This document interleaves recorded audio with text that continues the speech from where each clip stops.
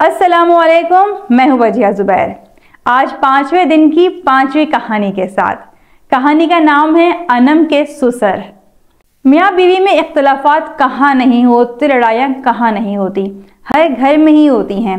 लेकिन अगर ये लड़ाइयाँ बढ़ जाएं और रोज़ का मामूल बन जाएं तो छोटे से लेकर बड़े तक सब परेशान होते हैं। ऐसे ही अनम भी परेशान हो गई थी। सुबह से अलीज़ा और अरशद के कमरे से मुसलसल चीखों पुकार की आवाज़ें आ रही थीं।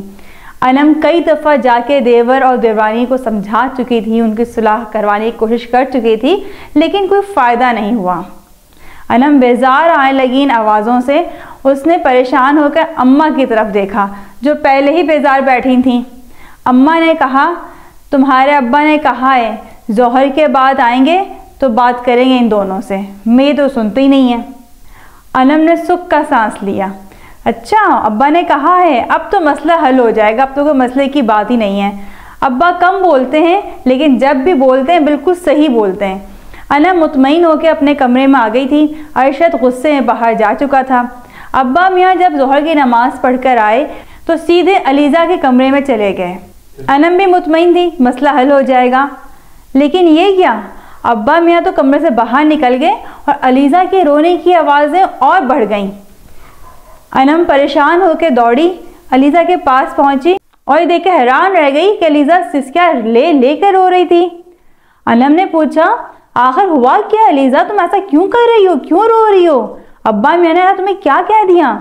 अलीज़ा रोते हुए कहने लगी, भाभी हद होती है, सुबह से अरशद लड़ रहे हैं मुझसे, अब्बा मियाँ समझाने आए भी तो मुझे समझा रहे हैं। आप यकीन करें, अगर मेरे अब्बा होते तो वो भाई को समझाते, भाभी को नहीं। यहाँ यही तो मसला है, अपने बेटे को गलत समझते नहीं है, हर गलती बहू के अंदर है।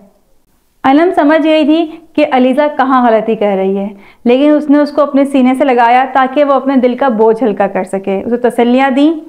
जब अलीज़ा थोड़ा संभल गई तो अनम ने कहा, देखो अलीज़ा, जब मैं भी शादी होकर इस घर में आई थी तो बहुत परेशान थी। मुझे लगता था कि हमारी शादी चल ही नहीं सकती आगे। मुझे इस घर के बहुत से लोगों से बहुत शिकायतें थीं, मुझे सब अपने दुश्मन लगते थे। और आपा तो मेरे बहुत इख्तलाफात थे।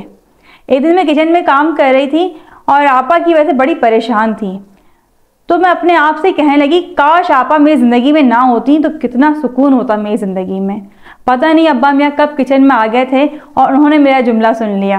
मुस्कुरा के मुझसे कहने लगे, किस को अपनी ज़िंदगी से निकालोगी?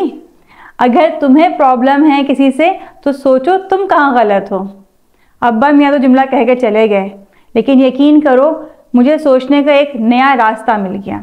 मैंने सोचा, वाकई में अगर मुझे आपा से प्रॉब्लम है तो इसका मतलब है कहीं ना कहीं कोई गलती मेरी भी होगी, कुछ गलत काम मैं भी कर रही होंगी। उसी दिन से मैंने ये सोचना शुरू कर दिया कि मैं क्या गलती कर रही हूँ और किस तरह इस घर के मामलात को बेहतर कर सकती हूँ, मेरी वजह से इस घर को कैसे फ़ायदा पहुँच सकता है। तुम यकीन करो, अब्बा मियाँ की बात ने मेरी ज़िंदगी बदल दी। तुम में और मुझ में यही फ़र्क है। मैंने अब्बा मियाँ की बात को मुस्बत लिया और अपनी ज़िंदगी बदल ली। सब मेरे गर्विदा हो गए, मेरे सबसे अच्छे ताल्लुकात हो गए, और तुमने अब्बा मियाँ की बात को गलत लिया। अलीज़ा, मैं ये नहीं कहूँगी कि सारी गलती तुम्हारी है, हो सकता है तुम्हारी गलती बहुत थोड़ी सी हो, लेकिन होगी तो अगर तुम अपनी गलती ठीक कर लो और तुम ही चीज़ों को ठीक करने की कोशिश करो तो शायद तुम लोगों का रिश्ता बेहतर होना शुरू हो जाए। लेकिन अगर तुम इस बात का इंतज़ार करोगी कि अरशद ठीक हो तो शायद सारी ज़िंदगी तुम्हें इंतज़ार ही करना पड़े। अलीज़ा समझ गई थी कि अनम क्या कहना चाह रही है। उसकी समझ में बात आ गई थी कि रिश्ते इल्ज़ाम तराशी से नहीं चलते हैं, बल्कि जिम्मेदारी कबूल करने से चलते हैं। बहुत बहुत शुक्रिया।